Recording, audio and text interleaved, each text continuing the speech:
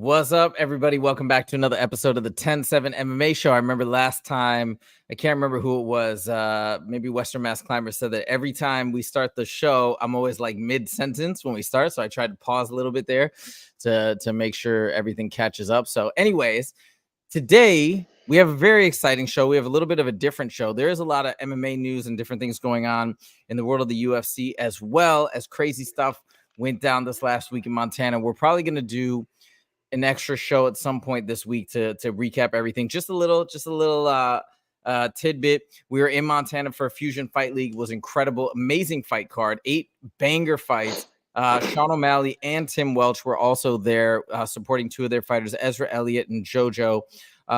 Both their fighters did amazingly well. Both their fighters are incredibly talented. So that was really cool. We will talk about that at some point, but today is not about that.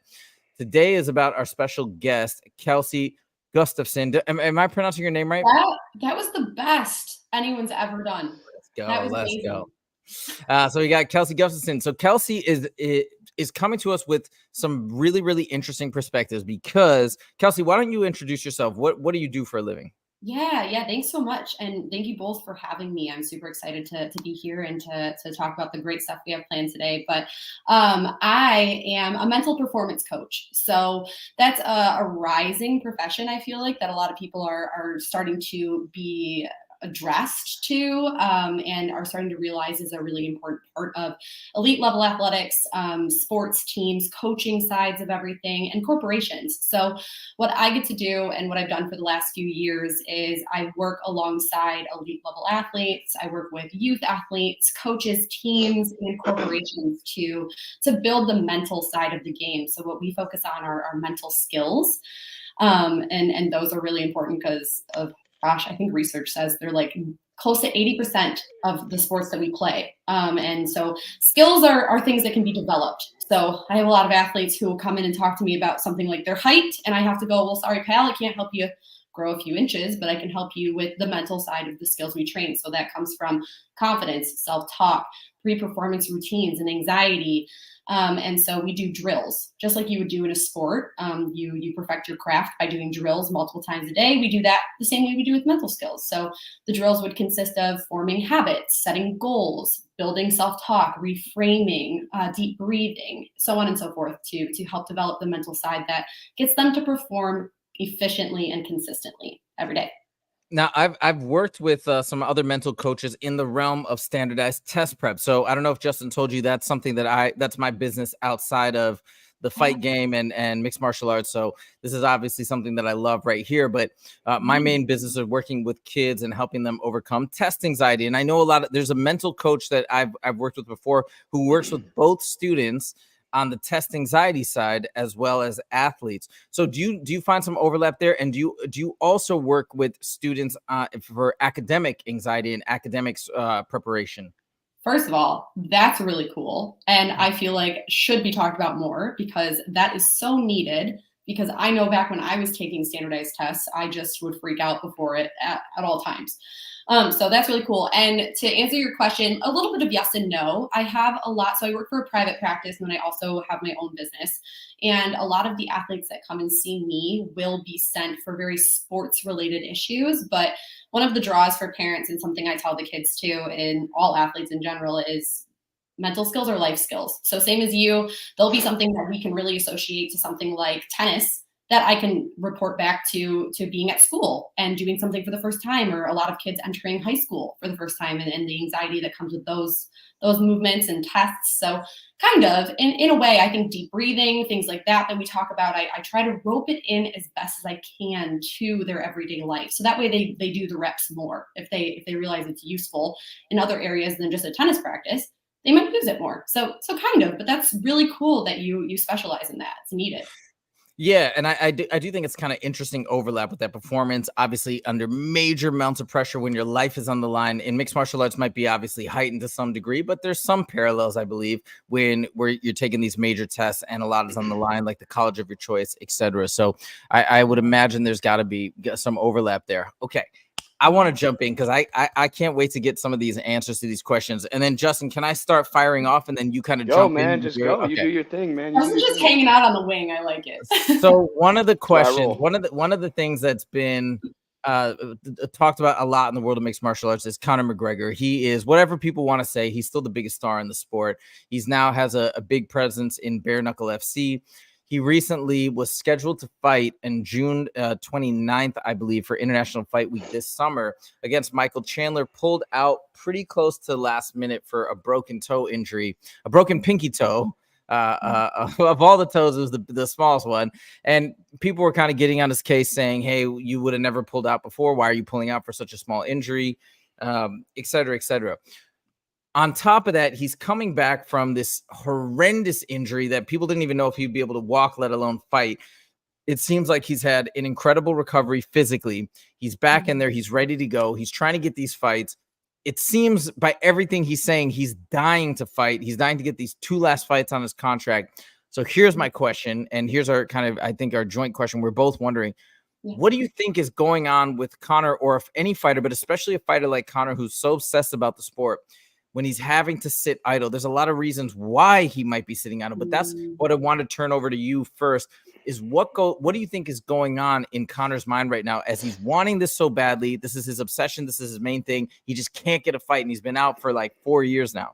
Yeah, that's a great question. And Conor, I feel like, is a super mixed bag. When you ask anyone about him, I feel like you get a multitude of different answers about whether they like him or not. And personally, I didn't have a lot of experience knowing much about Conor McGregor until the height of his career. And then obviously I watched his documentary, Conor McGregor Forever, right? Is what it was called. And yeah, I think so. I can't remember. What was it? What was it, Justin? Was it Conor McGregor Forever? Yeah, I think it was. There's a couple of them. There's about I think there's 2 or 3 of them on Netflix. Oh, cool. Well, I watched one in particular, and it gave me a lot of credit for just, I think a lot of people see him on the outside and the charisma he brings to your sport, of course, because he's well known for the good trash talk and the funny memes, I'm sure. And so it was really cool to see the insider perspective of how much he really does prepare and how much he pours his life into the sport, emotionally, physically. And so to go back to your question, I think it really does just come down to, when you're sitting idle, making sure that your priorities and your purpose is intact, and your intention is where it needs to be. So I think I read an article a couple days ago, or I don't know when it was, but McGregor seems really interested, like you said, of fighting and getting back in there. His purpose is, he's saying, I'm ready to go. I'm in the gym. I'm trying to make myself physically ready. I'm doing all the things that I need to do. And that really comes down to his purpose is aligned, his intentions, he's doing the things that he can control. And when it comes to sitting idle, having these fights delayed or even canceled, some of that is outside of your control, and you just have to make sure that you're keeping a positive mindset towards, or a neutral mindset rather, of what can I control? Okay, so it was canceled and I can't control that, but if I really want to do this, I continue my habits, I can continue doing the things that I need to do. So it seems like his mindset is he's got a high confidence that he wants to get back out there. I did see your episode a few days ago, though, or I don't know if it was a few days ago, about Justin had some pretty good things to say, too, about, I wonder what his purpose really is, because it's not like he has anything else to prove. Maybe it's more of that internal drive to prove something to himself, because he has lost a couple of fights in the past few years consistently. And so maybe it's his comeback tour. I have no idea, but it does seem like his confidence is high and his purpose is aligned. So it would be really interesting to see him back soon. And we also, another thing that we see a lot with Conor, and maybe this is with other fighters too, but Conor's just so famous that anytime he parties, there's a camera there and somebody blasts it out. But we have been seeing him going to events in different places in the US, drinking openly and seeming to lead to like slam drink, slam beer, stuff like that. So also, I mean, is that any indication to you that he's really struggling right now and this is a way to let off steam, or are we making a mountain out of a molehill? So you said there hasn't been a lot of notice of him going out drinking, or no, there has. Okay, I was gonna say that's totally a different answer in my opinion. You know, it's hard to say. I don't know him personally, obviously, but I think it just goes back down to, if I can speak on the mental performance aspect, then we have to go back to your values, right? Like, if you value this comeback and you want to be back and you want to fight, you're going to do all the things that align with your purpose. And if going out and drinking and partying is is aligned with his values, then I guess that's something that he's just doing as a ritual. But if it's not something that he typically does, then I would say that there maybe is a little bit of a lapse there. Again, we don't know what he's trying to do, if he's really serious, if he needs to do it necessarily, and he might be grappling with that all at the same time too. So I'm in hopes that he has a good support system of people who are either guiding him in the right direction and he's not making any impulsive decisions, but it could be an indication for sure. You see a lot of times when athletes are sitting idle for a long period of time, their achievement drive can be stagnant. And so you see them making decisions that they wouldn't normally make because they're not getting that feedback, that positive feedback of fighting and the recognition from media and being put out there and winning or even losing. They're just kind of sitting. So I would hope that he has a good support system that tells him, like, if you want to do this, we gotta stay the course. But if not, it's understandable. You've been sitting idle for so long, it's hard to keep track of what you want. And some of these fighters that you've seen sit idle, I mean, is it pretty common where they're sitting idle, let's say for a year, 2 years, 3 years, kind of like Conor? Is it typical to go into a bit of, these severe states of depression that could lead to maybe alcohol abuse or drug abuse or other things like that? Is that pretty common, or is that about 50-50? What would you say? And see, I think this is like out of my expertise of because I don't know much about the fighting realm. And so I wouldn't have an answer to that, but maybe Justin could chime in on that. Have you ever seen any perspective on that becoming a major issue? Yeah, man, things start falling through, it's just, and then you'll get the ball rolling in almost a negative direction. And then you just expect bad things to happen. Then you start putting bad energy into the universe, man. And if you're just anticipating bad things, fight cancellations, injuries, withdrawals, so on and so forth, over and over and over, you're going to start, it definitely is going to hinder your mentality for sure. Totally. Got you. Okay. Now I got another question that I'd love to get your perspective on. And this is a story that has been going and going for the last, 8 or 9 months, I feel like. So this is about Jon Jones. So Jon Jones, of course, considered by most to be the greatest fighter of all time. It's almost become a running joke now that Dana White is also insisting that he calls him the pound for pound GOAT. Okay. And pound for pound is an interesting title. The reason why people have been upset that Dana White continues to call Jon Jones pound for pound best fighter in the UFC is because that usually is applied to active fighters. He's trying to fight. He's scheduled for a fight, but he had an injury. And there's been other fighters that have been more active. And on top of it, he's coming back to fight a championship bout against Stipe Miocic, who some people are upset about that because they're saying Stipe is not the number one contender in the heavyweight division. Okay. We've talked about this so many times. I don't really agree. I want to see him fight Stipe. It's going back and forth. But the bottom line is he's gotten a ton of negative sentiment in the public. And there's also a lot of new fans that are just harassing him, telling him he needs to fight this guy named Tom Aspinall, etc. So my question is, when we see fighters getting all this public backlash, this hatred on social media, on Twitter, and all this stuff, how much does that impact, in your experience, a fighter's mentality? I'm sure it varies, right, on their mental state, on who they're working with and things like that. But I guess that's a question that I have in general. We've seen lots of fighters go through this public backlash. How much does it really impact their performance, and or what are the critical things that you have them do so that it doesn't have any effect on the actual fight?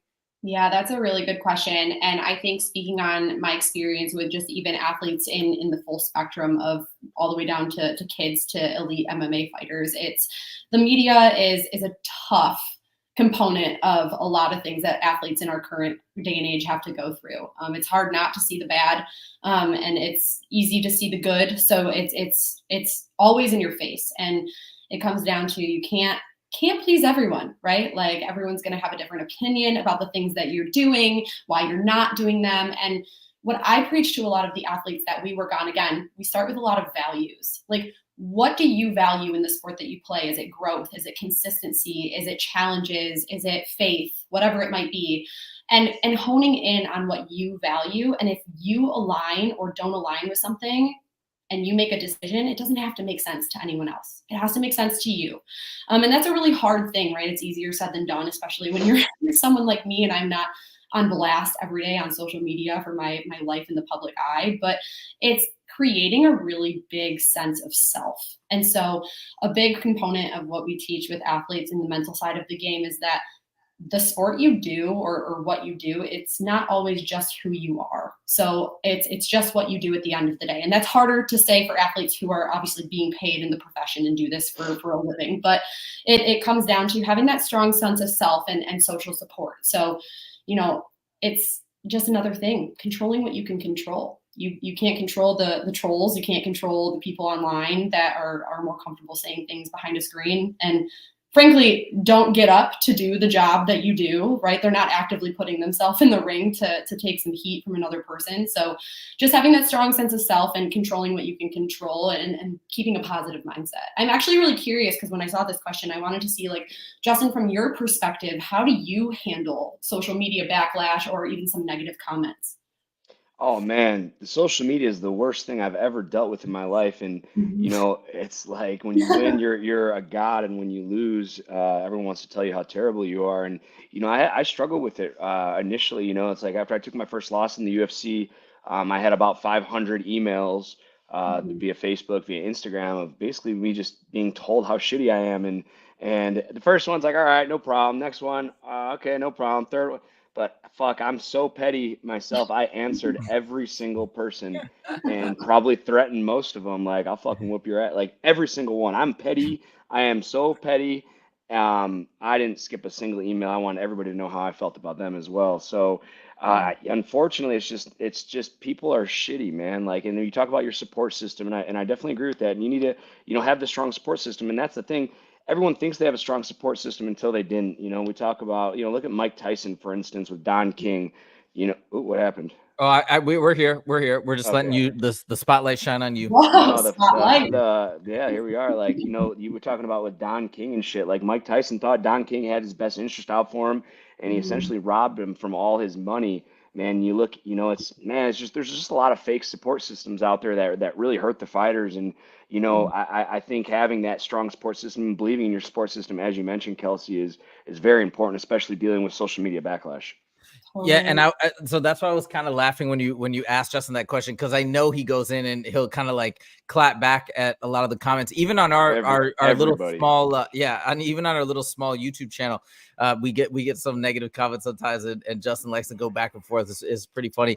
But do you because of this, right? Because sometimes fighters do want to engage and do want to talk back to people that aren't even fighters. Like, what is the relevancy of their opinions? Like, I heard people criticizing, because we were just in Montana with Tim Welch and Sean O'Malley, criticizing what Tim Welch said to Sean O'Malley in the corner, be like, he really should have said more, blah, blah. I'm like, you have no perspective. You have no idea what their coaching relationship is. You have no idea about their dynamic. You have no clue. You have no context. And you're being so critical about what he says in between the four. Like, it's crazy. People are completely insane. But that makes me wonder, I mean, is that something for you as a coach, are you sometimes advising your fighters, hey, shut off your social media a month before the fight goes down? Or do you ever do anything like that? Or do you think that type of advice is warranted? Yeah, I think that is certainly a great perspective to take. Like, if you can't find yourself being a little bit more, if you find yourself going to the source and you know that it's not putting you in a good headspace, like turning off your comments on social media. I know that that's a thing that you can do now on Instagram, right? Like, you can turn off your comments and you can still post, but you won't see the negative backlash that you normally would go finding, right? Like, there's a thing called like finding the good and finding the bad. Like, where you go, your energy is going to flow. And then when you get heated, like, how are you going to feel, perform, and your physiology, how's that all going to change? So I think really just if it is something that you can recognize being a problem for you and it fires you up in a way that gets you off course, then certainly taking action to turn those comments off and keeping a blind eye is really important. But I do want to go back to that question too about like the fans having like a really big component of everything and everyone having opinions. It's really important in sports psychology to recognize that you have what's called intrinsic motivation and extrinsic motivation. So a lot of athletes, especially at a young age and with social media becoming a big thing, they see a lot of success and they see a lot of awards and the belts and the time and the spotlight, and they follow towards that. And that's great. It's certainly something that we love about the sports that we play, but it's not all of the sport that you play. So if you are constantly focusing on the extrinsic things outside of yourself to motivate you to be your best every day and do these fights and please everybody, well, that's going to lead you down a more negative road, because if you don't win and you don't get what you need and you don't place well, and then people have more bad things to say, you were doing it for the wrong reasons from the start. You have to focus more internally. You have to be more intrinsic. And for a lot of the younger athletes, you have to focus on the process, your why. You would be so surprised how many kids I ask, like, why do you play the sport you play? Or why do you do what you do? And they go, what? Because no one ever asks you that. Like, why do you show up every day? What do you love about it? How does it make you feel? Like, those are the things that get you to enjoy the process. And when those outcomes come or go, you still like the sport that you do. You're not placing all your eggs in the basket of extrinsic motivation or things that can be taken away from you. So I think when it comes down to it, just understanding, being self-aware, like, I'm doing this for a process. I'm doing it for me. Again, I'm making this decision that's best for me in this moment. And it doesn't have to make sense to anybody else. But yes, going back to what you said, turn off your comments. There's no shame in that. You know, what you just said made me really think of Justin, one of Justin's fighters, actually, who is so incredibly talented, a gentleman named Lars, who did fight this weekend. Justin, I mean, I'd love to hear your perspective. I mean, that might be exactly what Lars maybe in approach, because he was saying, hey, maybe I want to change the way that I think and the way that I approach fights, because apparently he's just a complete, like, one of the best fighters at Justin's gym, which is one of the best gyms in the world. He's just incredible. And I saw him warming up. He's absolutely unbelievable. So maybe this is something, right? I mean, Justin, were you thinking that when you were hearing that, or is that just me? Oh no, Like, maybe, man, I definitely want to link Lars and Kelsey up for sure, because we're talking about one of the best up and coming amateurs in the country. And I mean, you put him against anybody in the gym, including myself, like, we go at it. But as soon as he gets in the cage, he turns into somebody that I'm not sure really who that is. And he runs away from fights. And when I say runs away, not like turn his back and run away, but he finds ways to quit. And I'm not talking bad about him, because has to be a learning experience. You know, there's a lot of given opportunities in a fight to quit. You know, you get hit, it's like, oh, I don't like getting hit, I'm done. Or you know what, I'm gonna let a submission slide in because I'm done fighting. And he's continually finding these things in fights. He doesn't do it in training, he doesn't do it in the gym. But something happens when he puts on the MMA gloves, the 4-ounce gloves, the 3.5-ounce gloves. Something in his mind, he looks like a different person. He has a different demeanor. Like in the gym, he's always like, let's go. And then in the fight, he's like, I think the pressure gets to him. You know, he never played any youth sports growing up. He didn't play baseball. He didn't play football. This is his first sport. You know, he's been training with me for about 2 years.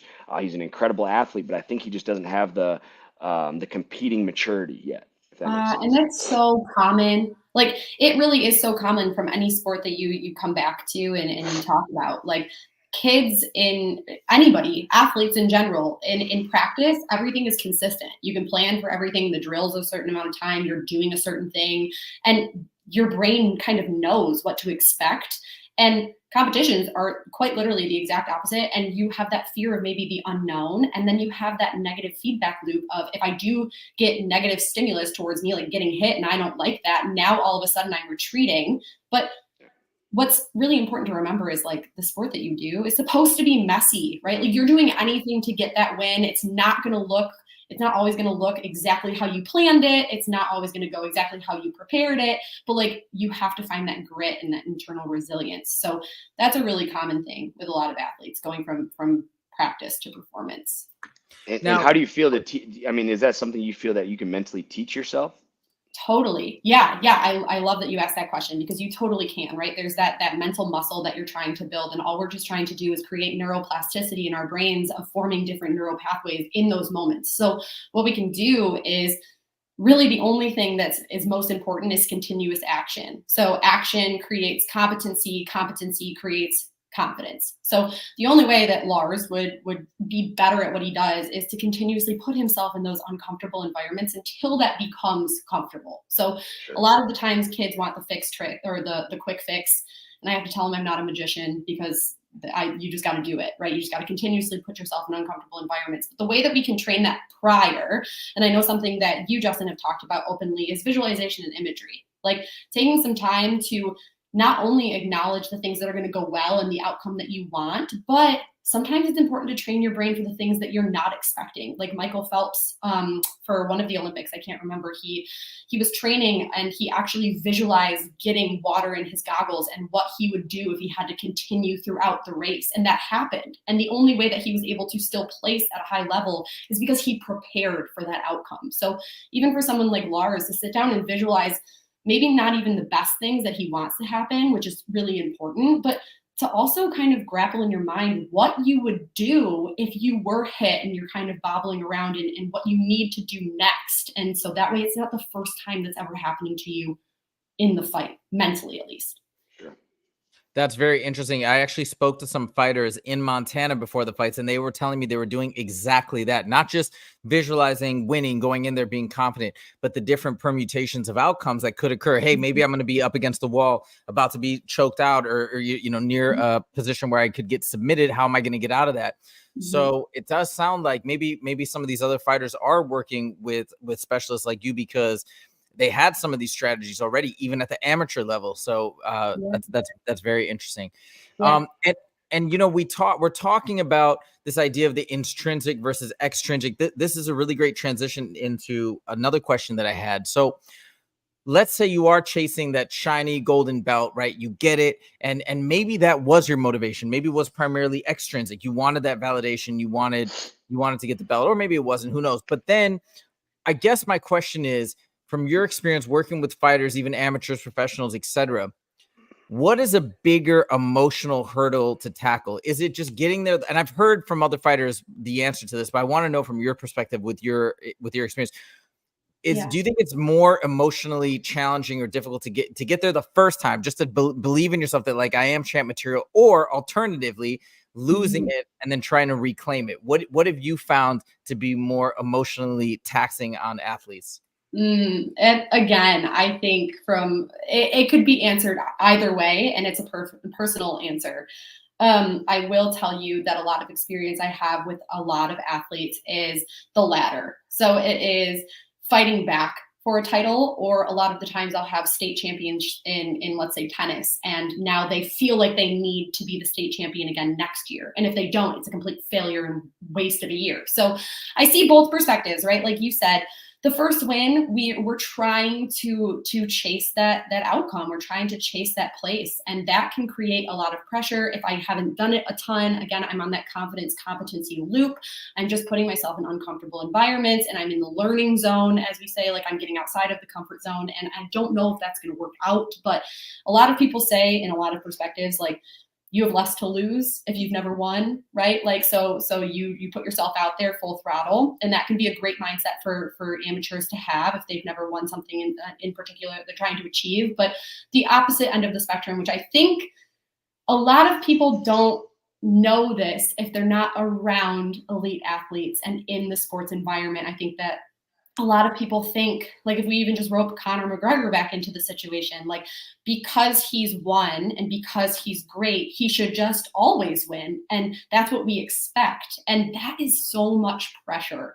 And I don't think anyone talks about it. I don't think anyone understands it from the outside perspective. But that, to me, is always where athletes come back, is because they have expectations from fans and media, and not only them, but coaches and the people who are taking time to train them every day and putting all of their eggs in that basket, and then themselves, right? We're talking about high achievers here. So none of these people are walking into a fight wanting to fail. And that's primarily where they go to. Their expectations are high and their achievement drive follows. So that's working on one end, and then the pressure of everything. Like, let's not forget, we're in an environment that we're constantly taking hits, and it's a literal bloodbath sometimes. So that can capitulate to the pressure for sure. And so I think with my judgment of answers of compiled things throughout the years, I would have to go with the latter of it's harder to lose it and get it back or maintain than it is to just get it for that first time. But Justin, do you have an answer to that question? I'm really curious. I agree absolutely with you. You know, it's like, once I've achieved any kind of, getting to the UFC, it's like that was winning my belt. That was my check mark. And that's even as an amateur. I had a whole bunch of belts, and I just once I got to that part, once I achieved that goal, it was a check mark for me. And I wanted, well, what was next? Getting there was the goal, not maintaining it. You know what I'm saying? And I don't mean that in the UFC. Obviously, I want to stay in the UFC as long as possible. But the motivation, that your drive is there, and once you get that check mark, a lot of times, you lose the motivation to. And that's when I talk about Conor McGregor a lot. He's been there. He's been at the top of the mountain. What's his motivation to get back? You can see that he's not as focused. He's out partying. He's out drinking. He's obviously out doing drugs. When he was on his rise, when he fought Jose Aldo, when he fought, Eddie Alvarez, that wasn't the Conor that we saw. We saw a determined Conor. And once he got that check mark, he's lost like 3 of his last 4. His relevancy is dropping, and his identity as a fighter, his identity is the notorious, and that's changing now in the next couple of years, and I think he's really struggling with that. Yeah, For sure. And and kind of dovetailing into this idea, hey, getting back and trying to get into that right emotional state. What I wanted to know, what are like another big factor that could potentially affect emotional state is diet, right? Adhering to a good diet, both while in training camp as well as in, the months in between, we're just kind of training, waiting for your next fight, etc. The reason why I'm asking this is because there's a fighter named Paddy Pimblett who I'm sure you're familiar with. He's pretty well known in the UFC, and he's got this tendency of going on these binge, like eating binges in between camps. I mean, he fights at 155. He'll blow up to like 210 pounds in between camps. He looks noticeably like obese. But then he gets back down. He's never missed weight, to his credit. I think he's a pretty good fighter, right? I mean, Justin, what do you think? Do you think he's a pretty good fighter? I mean, he's top 15 in the world for a reason. Whether you can like him or hate him, he's a tough fighter. But I do believe his diet is going to catch up to him. He's still in his 20s. Once he gets to his 30s, it's definitely going to catch up to him. It's definitely because then his fight camps aren't about getting better. It's all about losing weight. He's not improving in his fight camps. And, although you're implementing a game plan, and I've been there too. When I was fighting at 45, I'd walk around way heavy at 80, 85. And then just my whole fight camp goes into focusing on losing weight and not the task at hand.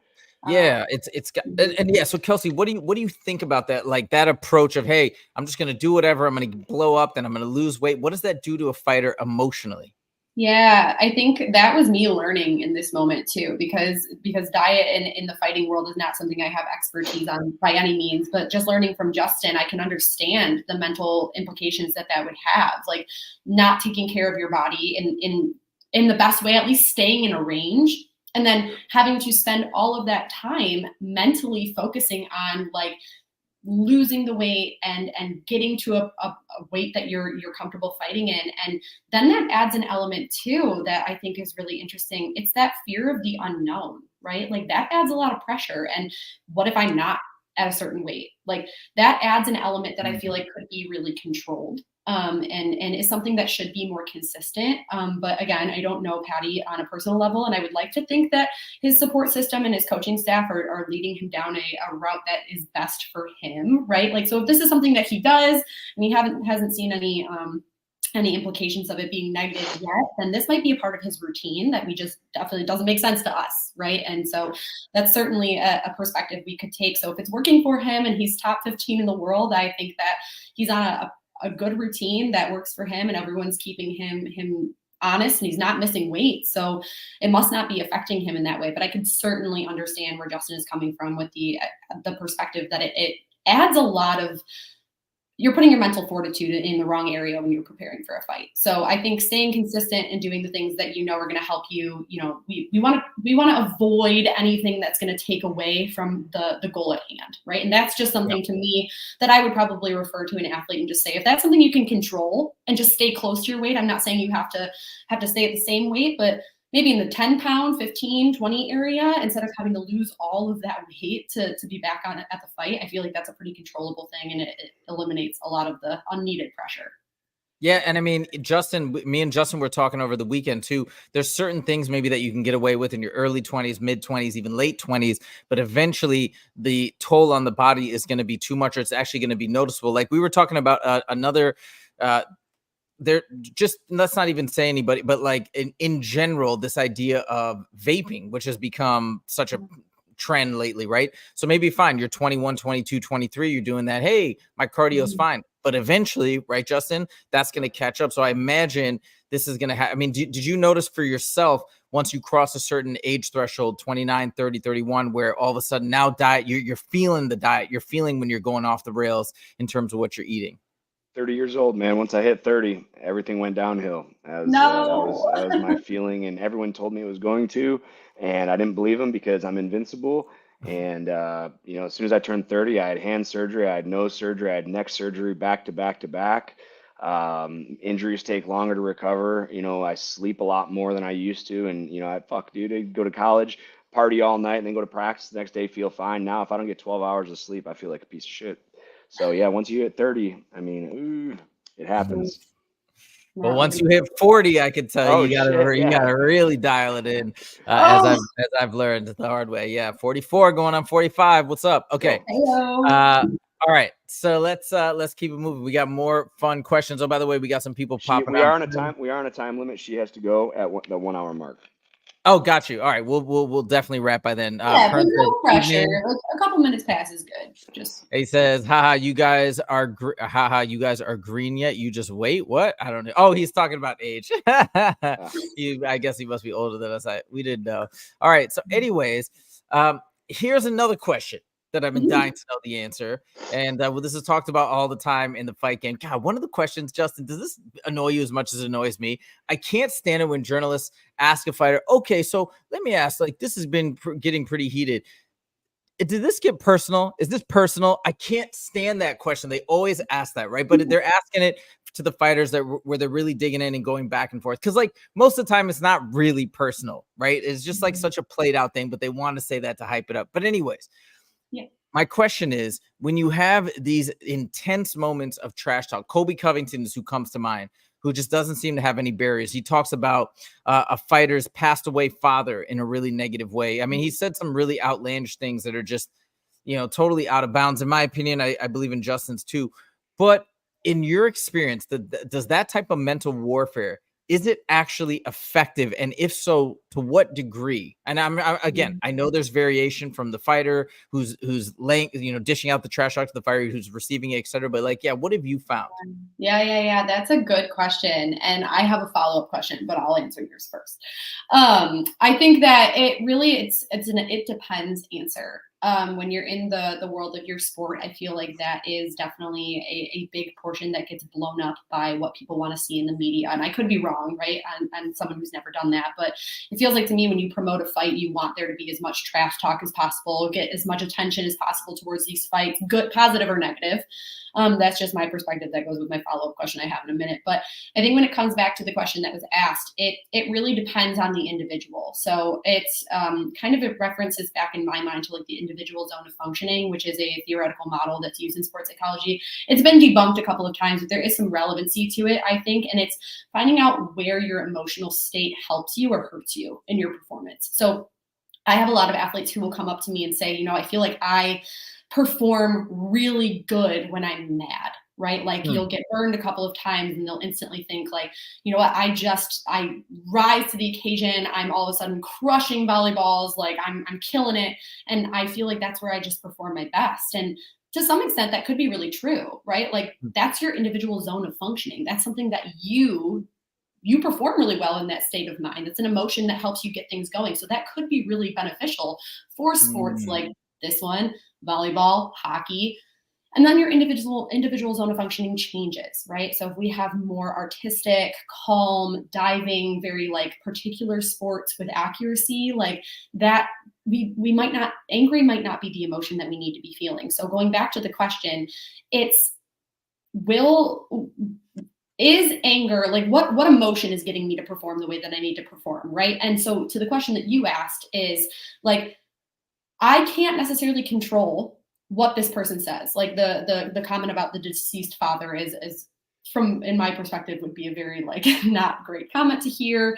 For me, it would probably fire me up. I think that's how a lot of people feel about like they're ones that they're protective around. And so you have to kind of think, this is where the reverse psychology comes in handy a lot. I'll ask this to some athletes, like, is that what they want to get out of you? Like, are they saying those things to make you show up in a certain way where you are just seeing red and then you completely lose sight of your technique and now they're getting the better of you, or they're getting you tired quicker because you're throwing more punches at the beginning and then they know like, okay, cool, now this is when the strategy comes in and I'm going to get you. So it's like, you have to understand your zone of functioning. You have to understand what I can and cannot control. And the biggest tip of advice I would have for an athlete like that is maybe this is what they want, and don't give them what they want. Stay true to the purpose, stay true to what you're good at. Just continue with the goal in mind and try to stay as neutral as possible. So it can affect, sometimes it's good to have those moments. If that's your zone of functioning, you're going to be fired up, you're going to be ready to go, and you're going to come out there hot and it's going to work for you. But if that's not necessarily what gets you to perform the best, you perform better when you are docile and zoned in, then that's going to push you over the edge. So you just have to recognize what the goal is of the opponent, not giving them what they want, and doing what's best for you, because that's what you can control.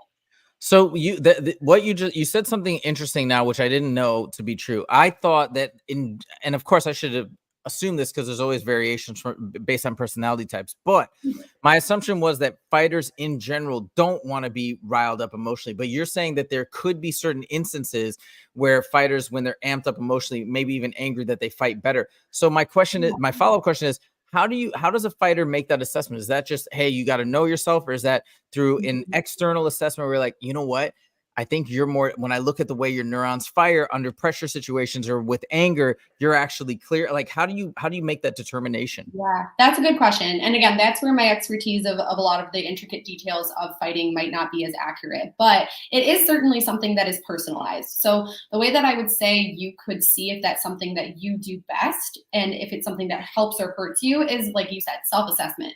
Think back to a time when you had your best performance. Okay, what was my emotional state? Was I calm, zoned in, completely like neutral? Or was I fired up? Was I energetic? Was I like beat bopping around and doing all the theatrical things? Because if that's the case, we pick one or the other. And then again, thinking on the opposite end of the spectrum, when I had my worst performance of my life, or one that I'm not necessarily that proud of, what was my emotional state there? Was I a little bit slow and sluggish? Was I not zoned in? Was I on the negative spectrum of the emotions? Was I way too heated and I came out swinging, and that's not what I need to do? Where's my happy medium? So self-assessment is always a really good option, but that might have been a miscue from me not knowing too much about the fighting perspective. And that's kind of where my follow-up question comes.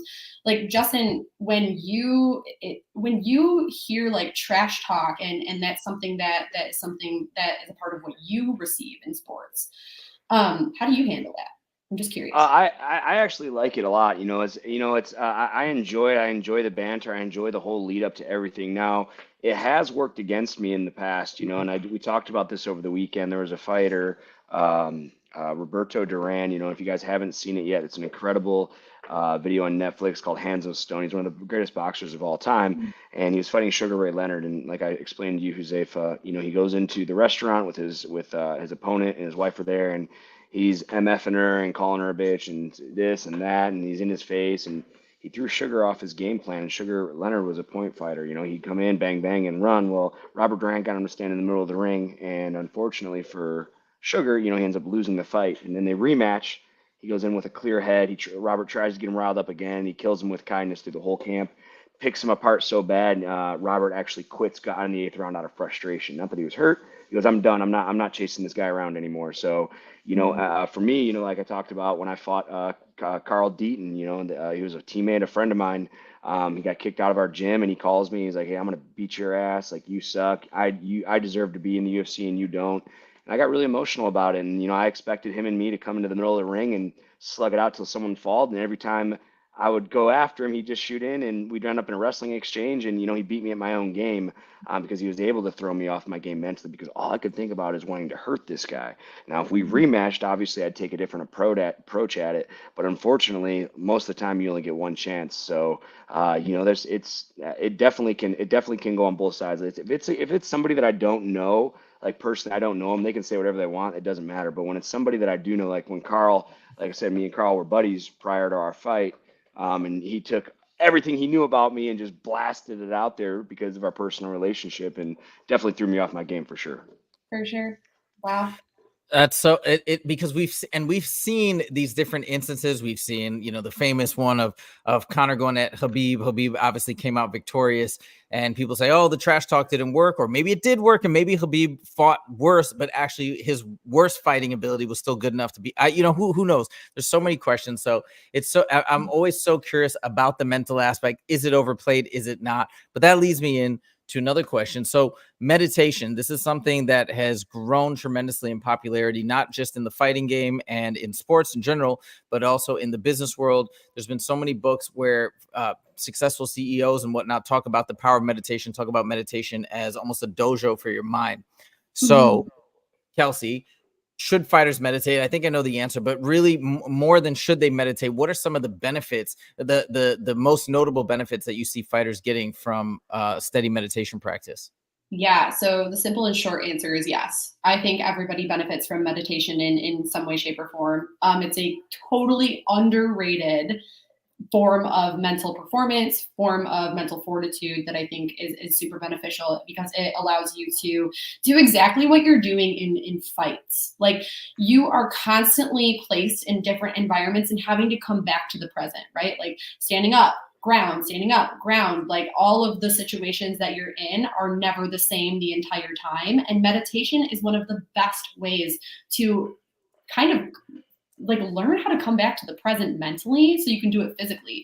And so a lot of people, there's like this big misconception, and I was one of them actually. Like, meditation is you sit down, you have to think about nothing for 10 minutes and then you're done, and it's so hard. But the actual form of meditation and why it's so beneficial is because it's all about recognizing when your thoughts drift and just bringing them back. And that's going to happen throughout the 3 minutes, 5 minutes, 10 minutes, however long you do it. But that's what meditation is. It's seeing your mind drift off and allowing it to come back. That's building neuroplasticity of presence. That's allowing yourself to train your brain. So it has so many benefits. Like, it keeps you present. It allows you to feel more focused. It incorporates a lot of like confidence and relaxation. It's a huge tool that I think a lot of people are just maybe scared of it. They think they're doing it wrong, so they just don't even try, when in reality, meditation is what you make of it. It's just where your mind goes. Yeah, I think almost, or you're afraid that you're going to get bored from it, or it's just going to be really difficult.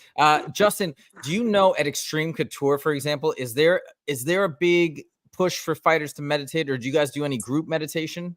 We don't do any group meditation, but when I was in the UFC, I had a sports psych, and so once a week I'd have to go and I'd have to meditate with him for 20 or 30 minutes, just depending on what the task at hand was. More just like Kelsey's talking about, centering yourself, being present in the situation. Put me through a lot of drills. Every time I get into the cage, the first thing Michael would want me to do is rub my feet on the canvas and tell myself what does the canvas feel like. All right, well, now rub your gloves. What's the texture of your gloves? How hard are your gloves? Do you feel your knuckle pierce through? And just to keep yourself present in that. So yeah, like I said, my sports psych in the UFC was very, very avid about doing that kind of stuff. Yeah. And I was just curious with Justin, what did you find? Like, did you find did you feel like the meditation was helpful in any palpable way, or not sure? I'm unsure about it. I know I was more centered, it's because here's the thing, when you get in the cage and you're looking across from your partner, a lot of things are going through your brain. What's about to happen? I'm about to get punched in the face. I'm about to get kicked in the face. And now you're raising your stress levels, and that's like, oh shit. And then now you're like, oh fuck, well, I don't want this to happen. Well, by centering yourself and putting yourself in the present, by rubbing your feet on the, you're not worried about getting kicked in the face. You're not worried about getting punched in the face. All you're worried about is, what does the canvas feel like? And you're centering yourself in that sense, trying to, slow your heart rate down. And, you can see in all my fights, as soon as I get into the fight, I'll start rubbing my feet on the canvas. I'll start doing this on my gloves. And all I'm doing is like, oh, it kind of feels like leather. It's kind of hard. My wraps feel good. And, I'll grab the cage and okay, the cage has a little bit of flexibility. And again, just putting myself in that moment before combat. Grounding. That's exactly what I teach a lot of athletes. Yeah, exactly. Absolutely. Yep. Yeah, exactly. And we see fighters do this when they enter the cage in the UFC. Maybe that's why. Maybe not everybody is doing the same grounding exercise, but that could be a reason why we see fighters kind of do these different things, touch the canvas, rub their feet on the canvas. That's very interesting.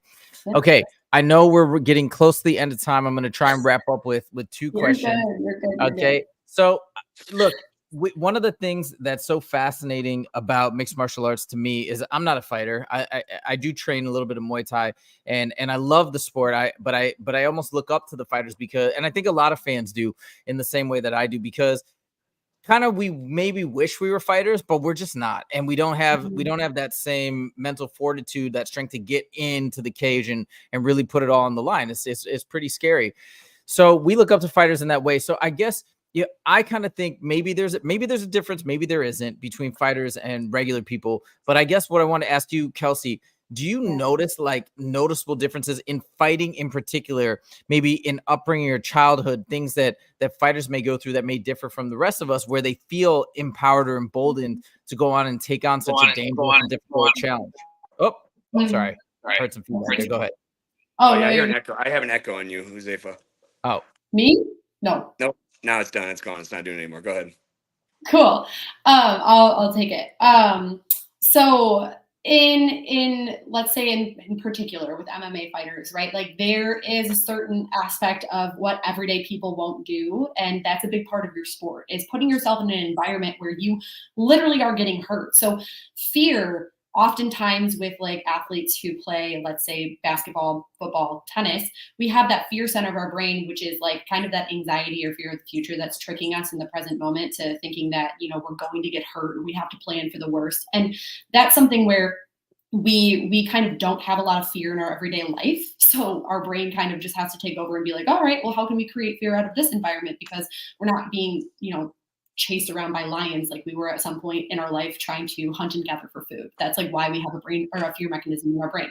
So for you all, it definitely is a huge part of what you do. Like fear is certainly on the other side of what you're doing. You are putting yourself and immersing yourself in environments where you can get seriously injured. So there is that level of acceptance. I think a lot of fighters have that level of love and acceptance for their sport, that they love the good, the bad, and the ugly of it all, and they're willing to accept whatever's thrown at them. And that is just, I don't really understand the mental side of that for sure, but I can assume that it has something to do with childhood and always putting yourself in environments that were uncomfortable, getting comfortable with the uncomfortable, failing, trying again, putting yourself out there. And that comes from a support system that puts you in those situations and tells you that you're tough and that you're going to be okay. You got the positive affirmations, but certainly it has to stem from childhood of being uncomfortable and getting comfortable with that feeling. But that was one of the most curious questions I have, especially when I met Justin. I was like, how do you get yourself to just muster it all up? So like, I would love to just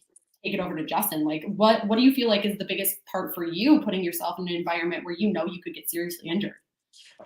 I mean, it's not something that really crosses my mind. Really, it's like I mean, it's a conscious decision just to do it, you know, and I think that's what it's a really easy decision, you know. It's like, all right, you have the decision to do it or not do it, and when people are like hesitant, that's, to me, that's just a no.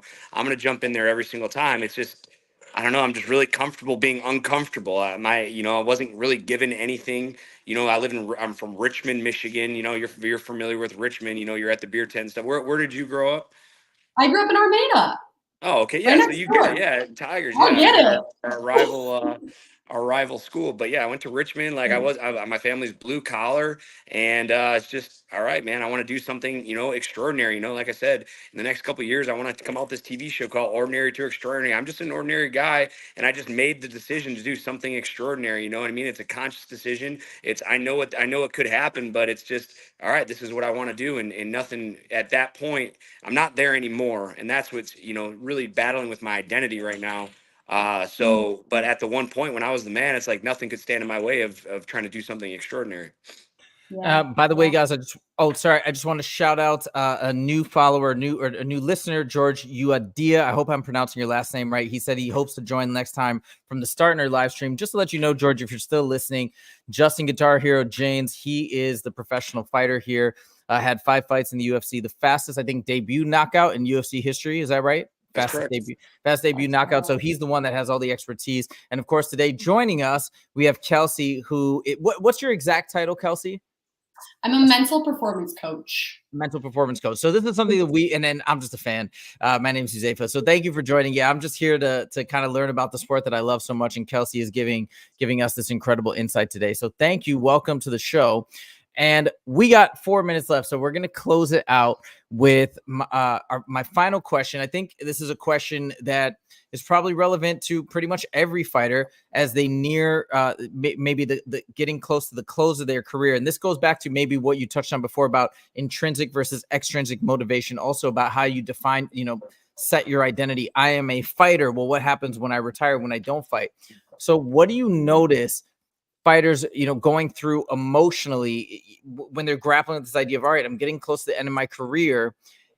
I may not be a fighter anymore, and their identity may be compromised. Like, what do you see? What are the types of emotional ups and downs that you see fighters go through at that stage? That's a really good question, and something that's not talked about a ton.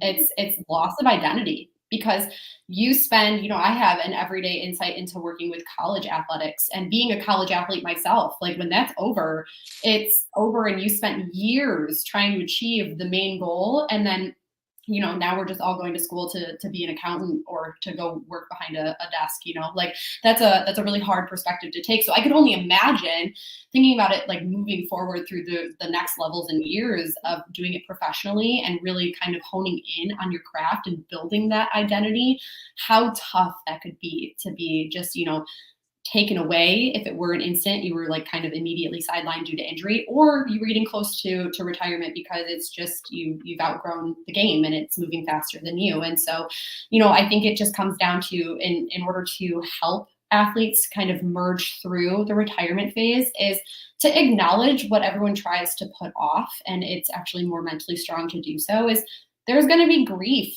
You're going to go through the stages of grief. Like, you are going to have that feeling of anger and wagering and bargaining, and you're going to be mad. And then you're going to finally have that moment where you accept it. And I think the only way that we can get to a point of acceptance is to go back to the thing we've spent time talking about today, is it's who you are versus what you do. Like, I know that extrinsic motivation and getting to the top and doing all these things, winning all of these accomplishments, being the person to be idolized, that's what we all want. But at the end of the day, when you look back on your career, like, what is the legacy that you left? And that comes down to character skills, because people often remember the type of person you were, the person that you became throughout the sport, rather than the immense accomplishments, right? They go hand in hand. But like, what are you trying to leave behind in your sport that maybe you didn't have before you got there? And how are you doing that? What are your values? And kind of honing in on those things that you can control and what you can kind of leave, but also take with you to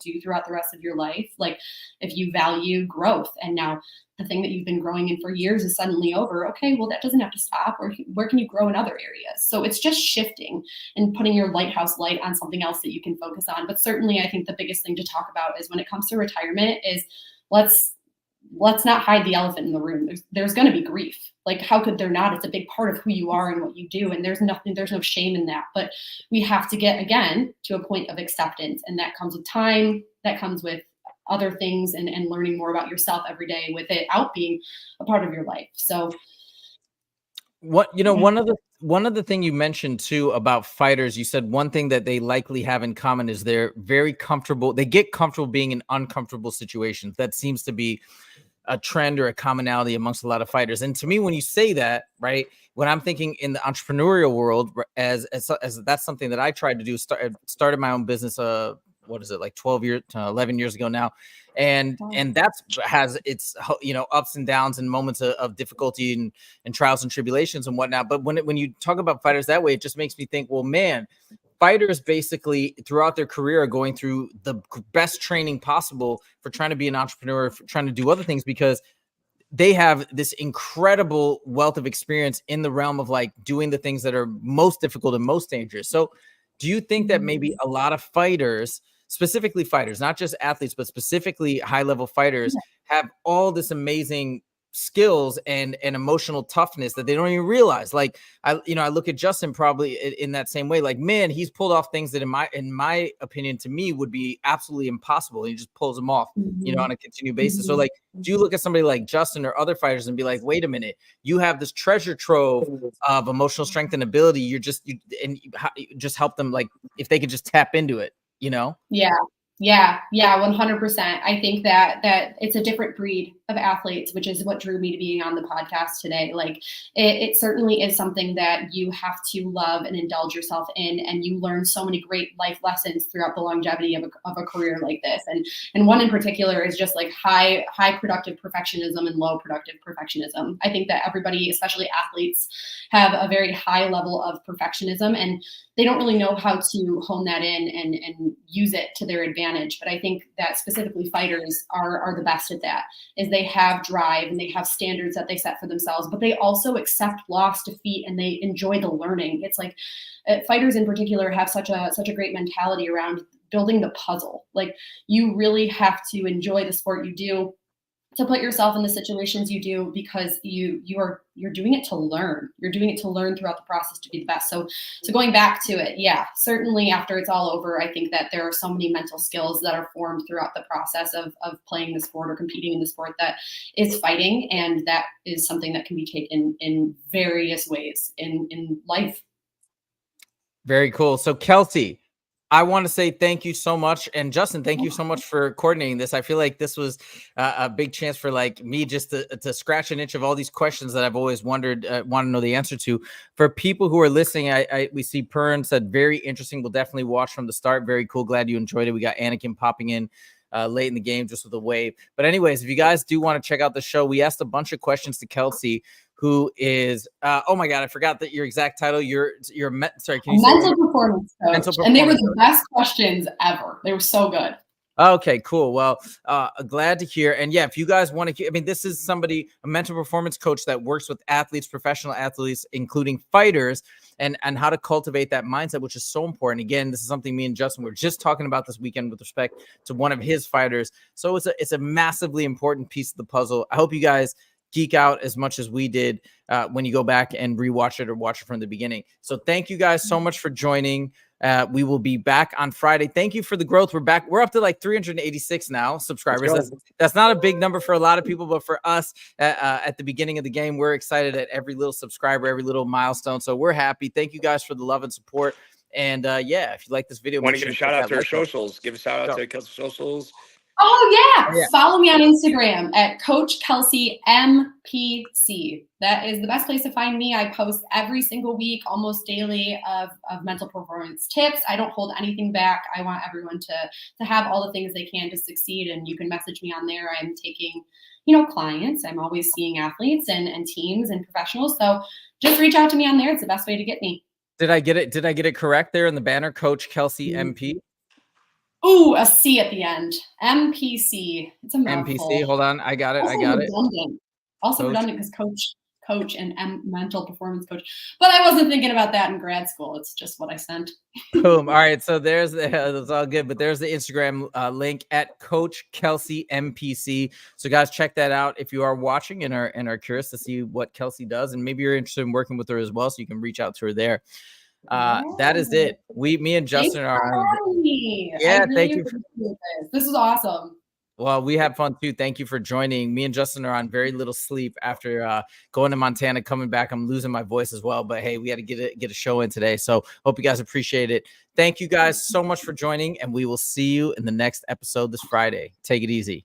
Hey, Kelsey, one sec. Yeah.